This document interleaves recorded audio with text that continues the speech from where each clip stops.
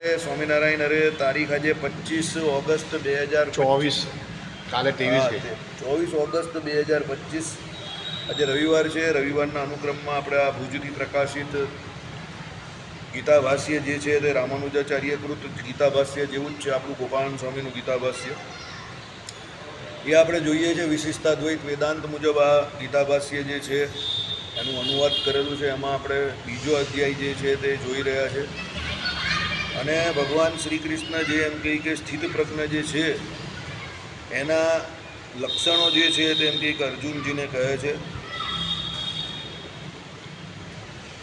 એ આપણે ગયા વખતે જોઈ રહ્યા હતા કે ભાઈ સાધક જ્યારે ઇન્દ્રિયોને કાચબો જેમ પોતાના અવયવોને સર્વથા ખેંચી લે તેવી રીતે ઇન્દ્રિયોને વિષયોમાંથી પાછા ખેંચી લે ત્યારે એની બુદ્ધિ સ્થિર થાય છે. આ યોગી ઇન્દ્રિયોના વિષયોમાંથી બધી બાજુએથી કાચબો જેમ અંગોને તેમ ઇન્દ્રિયોને પાછી વાળી લે છે ત્યારે તે પુરુષની બુદ્ધિ પ્રતિષ્ઠિત થાય છે અને તે પણ સ્થિત પ્રજ્ઞ થાય છે એવો અર્થ છે. અત્યાર સુધી સ્થિત પ્રજ્ઞની અવસ્થા બતાવેલી કે સ્થિત પ્રજ્ઞ કેવો છે કે સુખ ને દુઃખમાં સમરે એવો. હવે સ્થિત પ્રજ્ઞ કેવી રીતે થવાય છે એ કેવી આપણા હિન્દુ સનાતન સંસ્કૃતિના કમાલા છે. સમજો આપણે ત્યાં કઈ વસ્તુ કરવાની છે તે તો કહે જ છે, કેવી રીતે કરવાની છે એ પણ સમજાવે અને કેમ કરવાની છે એ પણ સમજાવે. બીજાને ત્યાં એવું નથી. બીજાને ત્યાં કેવું કે કરવાનું એટલે કરવાનું, પણ કેમ કરવાનું કેવી રીતે કરવાનું એની બહુ માહિતી ઓછી છે. આપણે ત્યાં બધું સાયન્ટિફિક છે. હવે દાખલા તરીકે આપણે ત્યાં ગયા આપણે એમ જોઈએ કે ભાઈ સ્થિત પ્રજ્ઞ વ્યક્તિ હોય તો એ કેવો દુઃખને વિશે એમ કે સમસ્થિતિવાળો.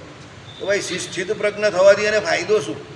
તો સ્થિત પ્રજ્ઞ હોય તો એ ભગવાનનું ભજન કરી શકે, પોતાનું આત્મકલ્યાણ કરી શકે. હવે ભાઈ સ્થિત પ્રજ્ઞ બનવું છે તો બનાય કેવી રીતે?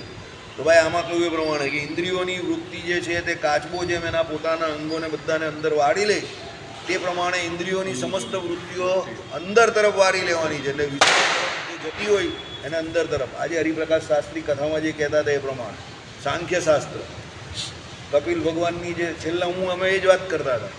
કપિલ ભગવાનની જે કપિલ ગીતા જે છે તેમાં શેશ્વર સાંખ્યની વાત છે. સબીજ સાંખ્ય જે શ્રીજી મહારાજે કહ્યું ને તે તેને આપણે ભગવાને માન્ય રાખેલું.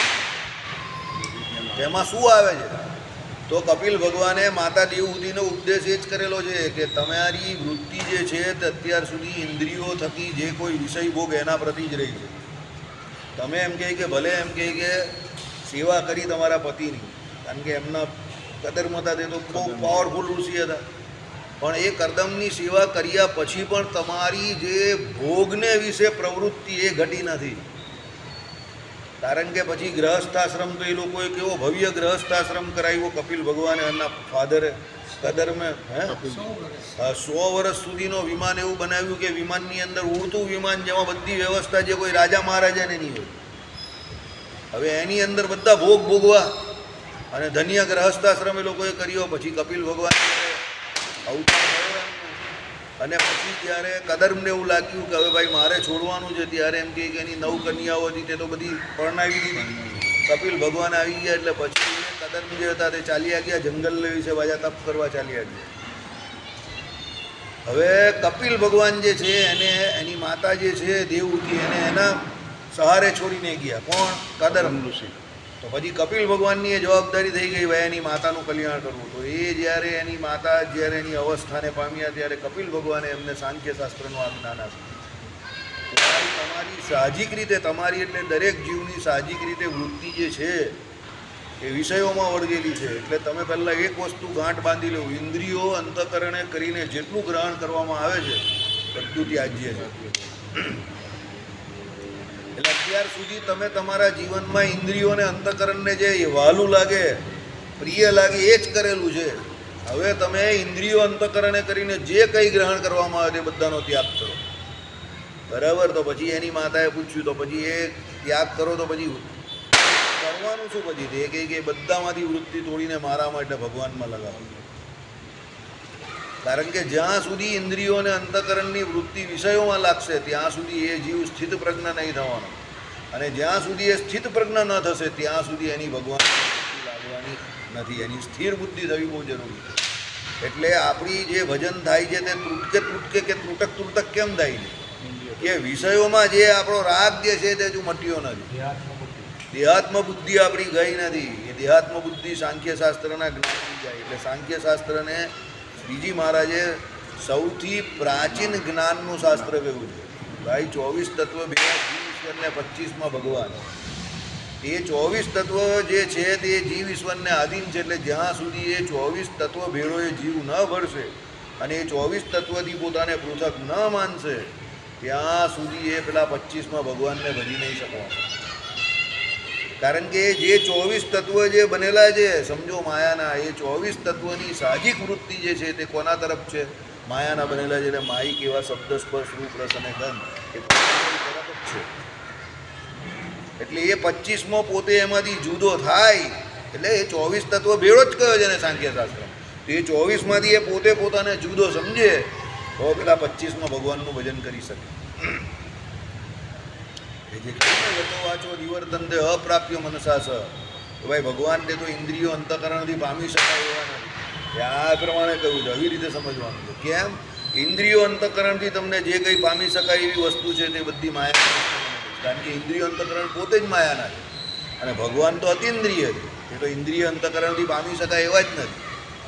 એટલે ભાઈ ભગવાન એનો જવાબ આપ્યો કે ભાઈ એ તો ભગવાન પોતે કૃપા કરે છે જીવ ઉપર અને એના ઇન્દ્રિય અંતઃકરણ છે એને દિવ્યપણું પમાડે છે. એટલે એના ઇન્દ્રિય અંતઃકરણ દિવ્ય થઈ જાય છે. ભગવાન કૃપાને કારણે એ દિવ્ય એવા ભગવાનના દર્શન કરી શકે છે. બાકી ભગવાનની કૃપા ન હોય તો માયિક એવા જે ઇન્દ્રિય અંતઃકરણે કરીને ભગવાન પામી શકાય એવા જ નથી. કારણ કે ઇન્દ્રિય અંતઃકરણ માયાના અને વિષય માયાના, તો એની વૃત્તિ તો એના તરફ જ જવાની ને.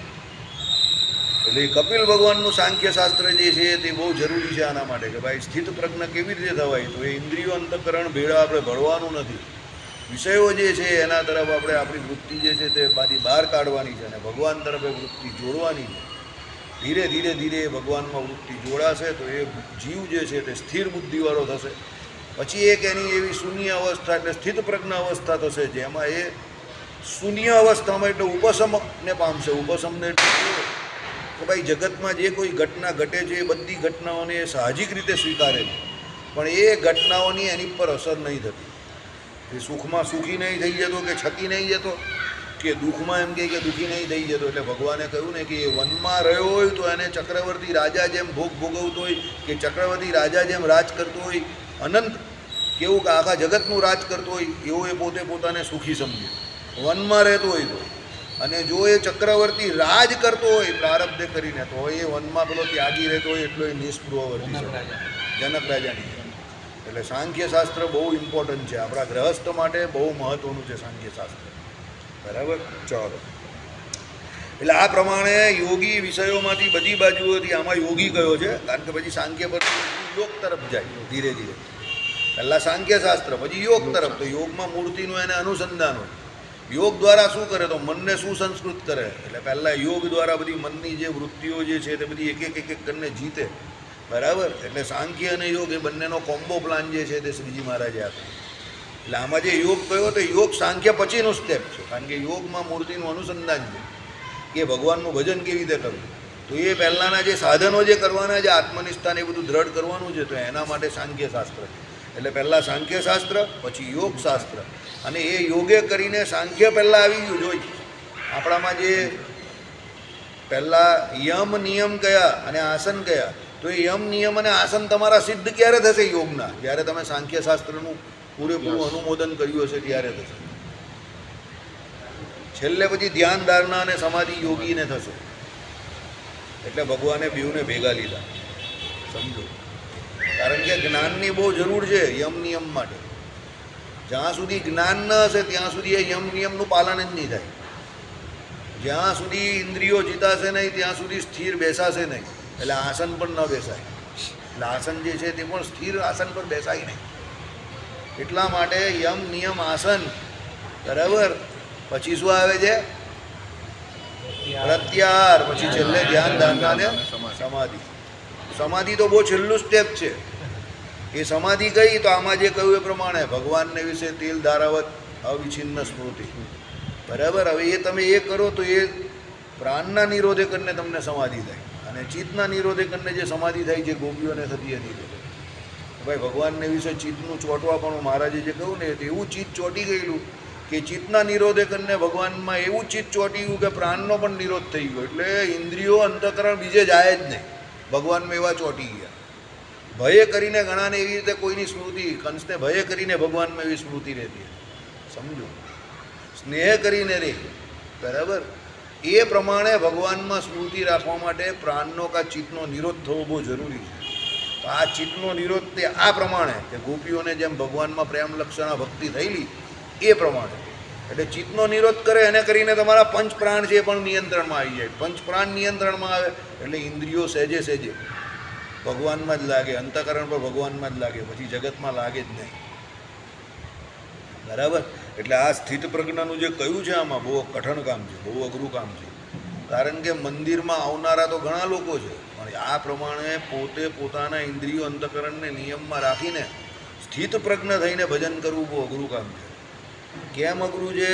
કામ, ક્રોધ, લોભ, મોહ, માયા, મદ, મત્સર આનું ટોળું જે છે ને તે લીલા વિભૂતિ ચલાવવા માટે ભગવાન એવું મજબૂત રીતે મૂકેલું છે કે પેલો એમાં ને એમાં કશે ને કશે લેવાતો જ જાય. જ્યાં સુધી આ હું પણ ન ટળે ને કે આ મેં કર્યું છે, કે હું આમ છું, કે હું ફલાણો છું, કે હું જ્ઞાની છું, કે હું ભક્તિ છું વાળો છું, કે હું વૈરાગ્યવાળો છું, કે હું જગતમાં પણ સત્તાવાળો છું, પ્રતિષ્ઠિત છું, કે કીર્તિવાળો છું, કે બહુ હોશિયાર છું, આ બધું જ્યાં સુધી જાય નહીં ત્યાં સુધી ભગવાન કંઈ મળવાના નથી. જો ભગવાન સંબંધી ચર્ચા તમે કરી શકો 10 કલાક સુધી, વાક ચાતુર્યતા હોવી અલગ વાત છે, અને ભગવાન મેળવવા અલગ વાત છે, સમજો.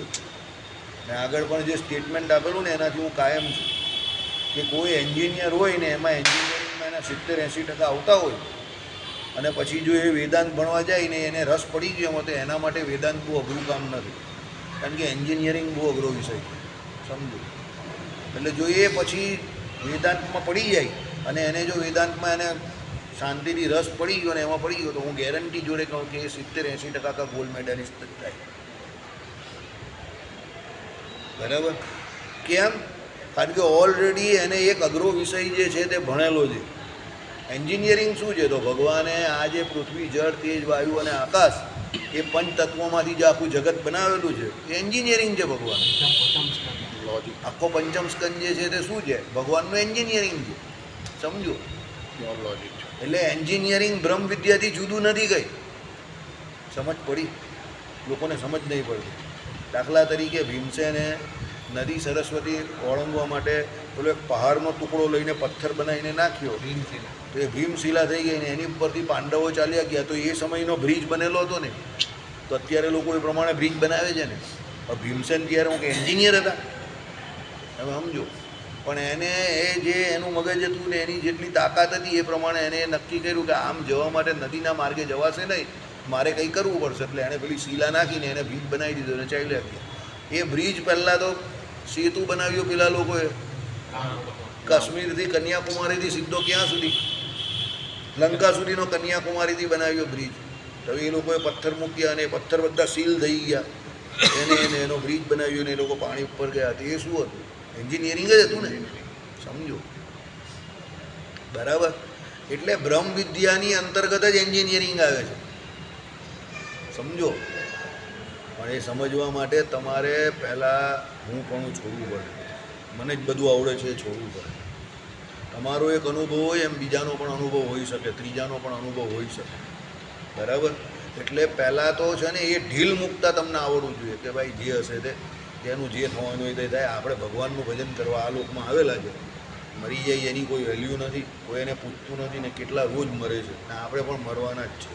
આ દેહ છોડવાનો જ છે, નક્કી વાત છે.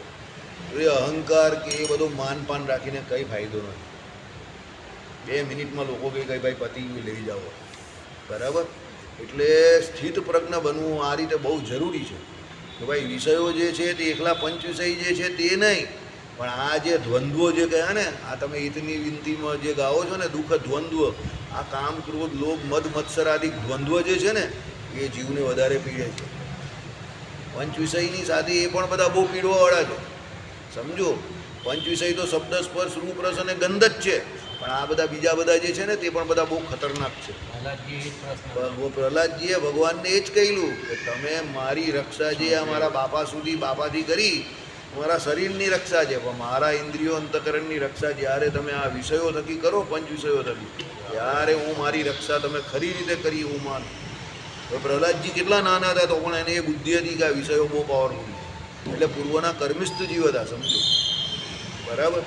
એટલે ગીતાજી એ રીતે શ્રેષ્ઠ ગ્રંથ છે કે તમારે સ્થિત પ્રજ્ઞ કેવી રીતે થવું એ પણ એ શીખવે છે. કે ઇન્દ્રિયોની વૃત્તિ જે છે એ સાહજિક રીતે વિષયોમાં જોડાયેલી છે, અંતકરણ સાહજિક રીતે વિષયોનો ઘાટ ગળે છે.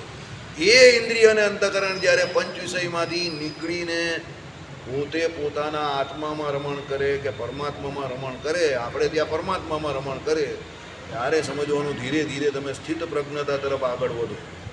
તમને જ્યારે ભગવાનને વિશે માલ મનાય ત્યારે થોડું કેવું, ભગવાનમાં માલ મનાશે ને અને ભગવાનનું ભજન થશે એટલે જગત ઓટોમેટિક છૂટી જશે. પ્યાર કિયા નહીં જાતા હો જાતા. લાચારીએ કરીને જોરાવરે કરીને કરેલું કામ રોજ થતું જ નથી, યાદ રાખજો. એ તો એકને એક દિવસ તૂટે જ. ભયે કરીને પણ કદાચ તમને આમ તેમ થાય ને તો નિર્ભય બનીને તમે બંધ કરી જ દો. પણ સ્નેહે કરીને જો તમને ભગવાનને વિશે પ્રીતિ થઈ જશે, ભજન થશે, કોઈ વસ્તુ છોડવી નહીં પડે, સહેજે સહેજે છૂટી જશે. તમને કોઈ વસ્તુનો પ્રયત્ન જ નહીં કરવો પડે, સહેજે સહેજે છૂટશે. કારણ કે પેલું જેમ વધતું જશે ને તેમ પેલી બાજુનું ઓટોમેટિક ઘટતું જ જશે. તમને કોઈએ કંઈ કહેવું નહીં પડે, તમે જાતે જાતે સાંભળતા જશો, સમજતા જશો અને કરતા જશો. બરાબર. ચાલો, આ પ્રકારે સ્થિત પ્રજ્ઞાના ભેદ નિરૂપણ દ્વારા અર્જુને કરેલા પ્રશ્નોનું સમાધાન કરીને ભગવાન હવે સ્થિત પ્રજ્ઞાના દુર્લભત્વને અને તેની પ્રાપ્તિના પ્રકારોને વર્ણવે છે. હવે કેમ કેટલું દુર્લભ છે સ્થિત પ્રજ્ઞ બનવું અને એની પ્રાપ્તિના પ્રકાર કહેશે. નિરાહારી મનુષ્યના વિષયો મોટે ભાગે નિવૃત્ત થઈ જાય છે, પણ રસ આસક્તિ તો રહે જ છે. ભગવાને સ્વામિનારાયણ ભગવાને વચનામૃતમાં કહ્યું છે કે અતિશય ઉપવાસ કરવાથી કોઈ આસક્તિ તૂટતી નથી. એટલે ત્યાગ જે છે તે બે પ્રકારે રાખવાનો છે. દેહ કરીને ત્યાગ રાખવાનો છે ને મને કરીને પણ રાખવાનો. સમજો, દાખલા તરીકે કોઈ વ્યક્તિ ઉપવાસ કરે તો એનો રસ તો ત્યારે મળતો નથી એને, પણ એની વાસના થોડી ટળે છે. 11ને દિવસે બધા ભૂખા રહી છે કે ફરાર કરે છે, પણ બીજે દિવસની તરત રાહ જોઈને જ બેઠેલા છે કે દાળ ભાત ધડાધડ ખાઓ. બરાબર. એ દાળ ભાત તો એને જોઈએ જ છે, સમજો. હા, એટલે આસક્તિ તો એની જતી જ નથી, સમજો. એટલે શું, પણ રસ આસક્તિ તો રહે જ છે, પરંતુ આ રસ પરમાત્મા સ્વરૂપનો સાક્ષાત્કાર થયા પછી ટળે છે. આવ્યું ને? સમજો, ભગવાન જે દિવસે તમને પાકા લાગશે ને, હર રંગ કચ્ચા રે કચ્ચા, પ્રેમ રંગ સચ્ચા રે સચ્ચા, પેલો ફિલ્મનું ગાયન કહેતો હતો ને, પ્રેમ રંગ હકીકતમાં ભગવાનમાં થવા જેવો છે. સબસે ઊંચી. બરાબર. મોહનની મીઠાઈ.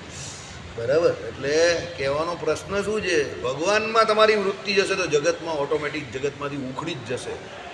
તો વસ્તુ જેવી છે. અશોકભાઈને મેં 3 મહિના પહેલાં કહ્યું કે 3 મહિના સંપૂર્ણ આરામ કરજો, નહીં તો પ્યારે લાલ જ રહેશો. જો પ્યારે લાલ જ છે ને, કેટલા ખાડા ખડીએ ગાડી તમે ગમે તેમ ચલાવો ને, તમારામાં કામ કરવાના સુલેમાની કીડા છે, એટલે અમારાથી નહીં થાય. મને ખબર હોય ને, સમજો. અમારા ત્યાં હોય તો પેલો 3 ને બદલે 4.5 મહિના 5 મહિના પડી જ રહી. પેલો બોલે ગમે એટલું કહીને કામ વધારે પડતું, પેલો થાકી જાય સેવા કરવાનો. ભાઈ હવે ઊભો થઈ જાય, તને કંઈ નહીં થયું, જાતો ભાઈ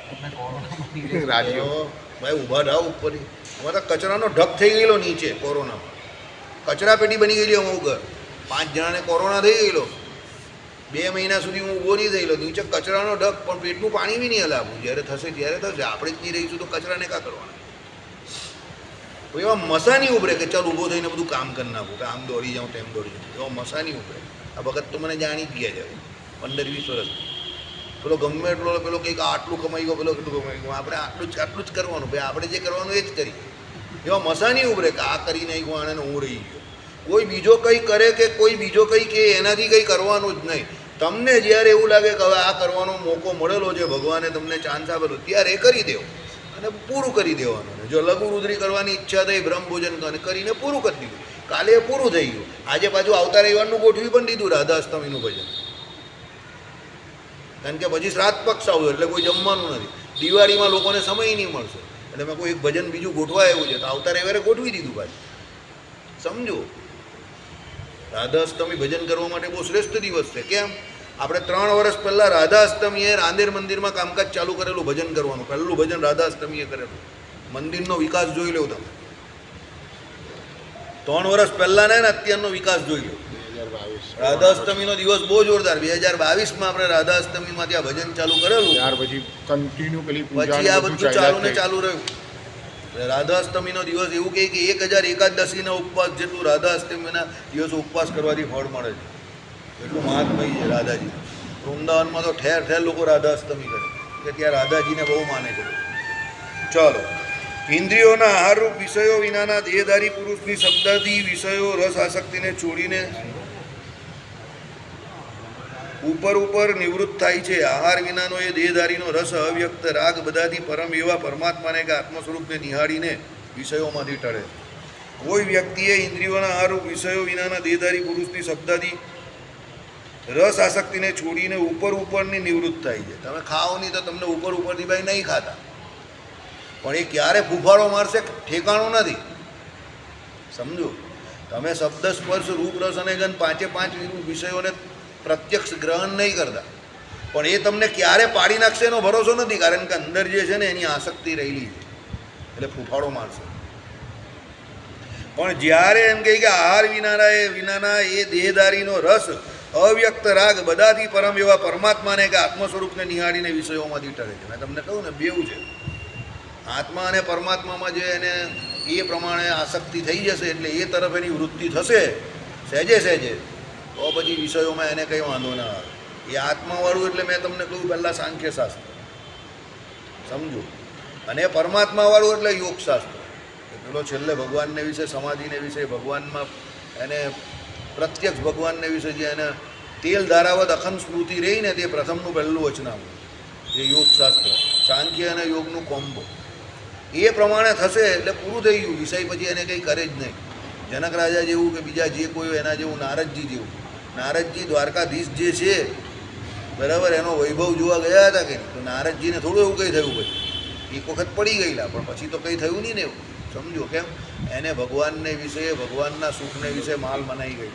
એટલે સર્વ ભક્તોના નારદજીને ચુવટિયા કહેવાય. જેને ભગવાન મળ્યા કે જેને નારદજી મળ્યા એ બધાને ભગવાન મળ્યા છે.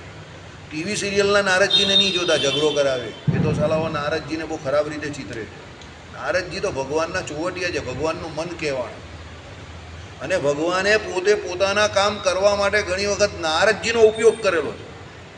કારણ કે એ ત્રિલોકીને વિશે વિચારી શકે છે, તો ભગવાન પોતાના ધામમાં બેઠા બેઠા આ કામ કરાવે. જેમ અત્યારે પેલો રાજદૂત બદલો ને, અમેરિકાનો રાજદૂત જે ઇન્ડિયામાં બેસવાનો, તે બદલી નાખ્યો ને પેલા કોણે? ટ્રમ્પે. એનો એક સ્પેશિયલ માણસ ભારતમાં મૂકવાનો મોદી સાહેબની ગવર્મેન્ટ ઉઠલાવવા માટે. બરાબર? ડિપસ્ટિક પેલો જે એલોન મસ્ક, એને અને ટ્રમ્પ વચ્ચેના જે સંબંધ જે બગાડ્યા એને ગૌર કરીને છે, એ આવવાનું અહીંયા ઇન્ડિયામાં, દિલ્હીમાં એ બેસવાનો છે અમેરિકાનો રાજદૂત તરીકે. બરાબર? એ જ્યાં જાય ત્યાં સત્યાનાશ કરે છે. સમજો, હવે ભારતનું સત્યાનાશ કરવા અહીંયા આવવાનું છે. કારણ કે ટ્રમ્પ એના પાસા તો એને ફેંક્યા પેલા 50% ટેરિફવાળા, પણ ભારતને કંઈ બહુ ફરક પડ્યો નહીં. એટલે હવે એ મોદી સાહેબની પાછળ પડેલું છે. બરાબર? એટલે કહેવાનું તાત્પર્ય શું છે કે ભાઈ ઇન્દ્રિયો અંતઃકરણ જે છે તે સાહજિક રીતે તો વિષયો તરફ જ જવાના છે. પણ જ્યારે તમને ભગવાનને વિશે સ્નેહ થશે, કે આત્માને વિશે, બરાબર, અહીંયા આત્મા એટલે લખેલું છે કે ભાઈ આપણે તો શું છે કે જ્યાં સુધી ભગવાનને વિશે, ભગવાનની મૂર્તિને વિશે સ્મૃતિ ન થાય ત્યાં સુધી શ્રીજી મહારાજે કહ્યું એ પ્રમાણે આત્મદર્શન થવું પણ કંઈ શક્ય નથી. એટલે તમને આત્માનું એટલે પોતાના સ્વરૂપનું દર્શન ક્યારે થશે? જ્યારે તમે ભગવાનની મૂર્તિનું ધ્યાન કરો. એટલા માટે આપણે ત્યાં મૂર્તિને કોઈ કાળમાં ગૌણ નહીં કરવાની. જેવા ફ્રી થાવ એટલે મૂર્તિ સામે ઊભા રહીને વૃત્તિ લાગે ન લાગે, ગમે ત્યાં મન ભટકતું હોય, માળા ફેરવવામાં જે મૂર્તિ તમને ગમતી હોય એની સામે, એ મૂર્તિની તમને જેટલી સ્મૃતિ રહેશે એટલી જ તમારી આત્મનિષ્ઠા પણ દ્રઢ થશે, ઉપાસના પણ એટલી જ દ્રઢ થશે. વાસુદેવ વગેરે જશે. બરાબર? એટલે કહેવાનું તાત્પર્ય શું છે? ભગવાને કહ્યું એ પ્રમાણે 9 પ્રકારની ભક્તિમાંથી કોઈ પણ એક ભક્તિ કાયમ માટે કરતા રહેવાની. પ્રેમ લક્ષણા ભક્તિ 10મી ઉદય થાય કે ન થાય, આપણે આપણું કામ નહીં છોડવાનું. एक दिन में नहीं होगा लेकिन एक दिन जरूर होगा. शुरुआत तो કરો, બદલેગા ઇન્ડિયા. સમજી જાઓ. એટલે આપણે હવે શરૂઆત કરેલી છે તો પોઝિટિવ રહેવાનું છે બસ. કે આ રસ્તો હવે જે પકડાયો છે, આ રાષ્ટ્રીય ધોરીમાર્ગ, પેલો ધોરીમાર્ગ કહે ને, નેશનલ હાઈવે નંબર 8, આ જ તમને દિલ્હી સુધી પહોંચાડશે, એટલે અક્ષરધામ સુધી પહોંચાડશે. એટલે એ રાષ્ટ્રીય ધોરીમાર્ગ જે છે આ ભજનવાળો, એ છોડવાનો નથી. બાકીનું બધું જે કંઈ થવાનું જ તે થયા જ કરશે દુનિયામાં. મોદી સાહેબ છે, બદલાઈ જાય, કામ ધંધા, ઘર બાર, બાયરી છોકરા, આ બધું જે છે કંઈ પરમેનન્ટ નથી, કોઈનું નથી, કોઈનું રહ્યું નથી ને આપણું રહેવાનું નથી. એ વસ્તુ યાદ રાખો. પણ એક વસ્તુ નક્કી છે કે જે ભગવાનની શરણે છે, જે ભગવાનનું ભજન કરે છે, જેને મૂર્તિનો આશરો છે, એનું કોઈ કાળે ભૂંડું નહીં થાય. એ વાતની ગેરંટી ભગવાન આપે છે કે જેને મારો આશરો છે, મારો શરણાગત છે. ભગવાને તો ત્યાં સુધી કહી દીધું કે પર્વત પરથી પડે કે એની પર વીજળી પડે કે એને કોઈ હિંસક પશુ મારી નાખે કે કમોતે એનું અવસાન થાય તો પણ એની દુર્ગતિ ન થશે. અને જે સત્સંગથી વિમુખ છે એને તમે સુખરના લાકડામાં વાળો, એના મોઢામાં ગંગાજળ ઠૂસી ઠૂસીને નાખો મર્યા પછી, પણ એનું કંઈ થાય નહીં. આ એનું બીજ બળ બંધાય. સમજો, વધારેમાં વધારે બીજ બળ બંધાય. એ કોને કારણે? પેલી વસ્તુના ગંગાજળના પ્રતાપે કરી. પણ ભગવત ભક્ત હોય એનું કોઈ દિવસ કોઈ કાળે ભૂંડું થવાનું નથી. એવો આત્મવિશ્વાસ રાખો, ભજન કરો. જ્ઞાન જે છે તે ભક્તિને વિશે પોષણ કરતા કરવું જોઈએ. જ્ઞાનથી તમારે તમારું બળ બતાવવાનું નથી કે ભાઈ મને બહુ જ્ઞાન છે, કે મને જેટલી ખબર છે એટલી બીજાને નહીં ખબર. જ્ઞાનનું બળ કરનારા બધા ભક્તિ માર્ગમાં પડી ગયા છે, યાદ રાખજો. ભલે લોકો બહાર જ્ઞાન માર્ગ અને ભક્તિ માર્ગ અલગ કહે, પણ આપણા શ્રીજી મહારાજે અને રામાનુજાચાર્યએ તો જ્ઞાન માર્ગ અને ભક્તિ માર્ગ એક જ કયા છે. આપણે જોઈ લીધું છે કેવી રીતે. એટલે જ્ઞાનની જ્યારે બહુ તમને એવું લાગે કે મને બહુ જ્ઞાન થઈ ગયું, બહુ જ્ઞાન થઈ ગયું, બહુ હવા આવે ને, તો અહીંયા આવીને ભગવાન પાસે માફી માંગીને 100 માળા ફેરવી લે. બરાબર? કારણ કે જ્ઞાનની હવા કે વૈરાગ્યની હવા જે છે ને એ ભગવાન ના પાડે છે કે ભાઈ અમને તો જ્ઞાન છે એનો પણ જરા પણ ભાર લાગતો નથી, વૈરાગ્ય છે એનો પણ ભાર લાગતો નથી, અને અમને ભગવાનને વિશે આટલી ભક્તિ છે એનો પણ ભાર લાગતો નથી. ભાર પછી ભગવાને કહ્યો કેવો કે કોઈ પુરુષ સોનાની વાંસળી પેલી છાતીએ બાંધીને જતો હોય ને એને એનો ભાર લાગે ને, રાત્રે સૂઈ જાય તો પણ કે હું સોનું બાંધીને જાઉં છું, એટલે પેલો કેવો એલર્ટ રહે, એવો ભાર કહેવાય. હવે તમને જ્ઞાનનો ભાર લાગે તો કાયમ 24 કલાક એવો જ ભાર વર્તે કે ઓહો મને બહુ જ્ઞાન છે. વૈરાગ્ય હોય તો મારા જેવો કોઈ વૈરાગ્યવાળો નથી. અને ભક્તિનો પણ ભાર લાગે કે ના નહીં. અમારે ત્યાં જ ઘણા લોકો બોલતા હતા કે મારા જેવો કોઈ આવ્યો નથી ને થશે નહીં. અમારે ત્યાં જ એક ભાઈ બોલતા હતા કે મારા જેવો કોઈ થવાનો નથી ને થશે નહીં. ભલે અમારે ત્યાં કહેતા હતા ને, પણ એ ખોટી વાત હતી. 7-7, 8 છોકરા હોય તમારા ને પછી તમે એવું કહું કે અમારા જેવો કોઈ થવાનો નથી ને થશે નહીં, એ તો ભંગાર વાત છે ને. તમે સમજો. બરાબર? એટલે જે કોઈ વ્યક્તિ હોય, મારા ઘરનો હોય કે તમારા ઘરનો હોય કે કોઈ પણ હોય, એવા ખોટા ખોટા દાવા નહીં કરવા. બરાબર? એ રામસુખદાસજી જે પ્રમાણે કે એ પ્રમાણે કે તમને એનો ભ્રમ થઈ ગયો છે કે તમને બહુ જ્ઞાન છે.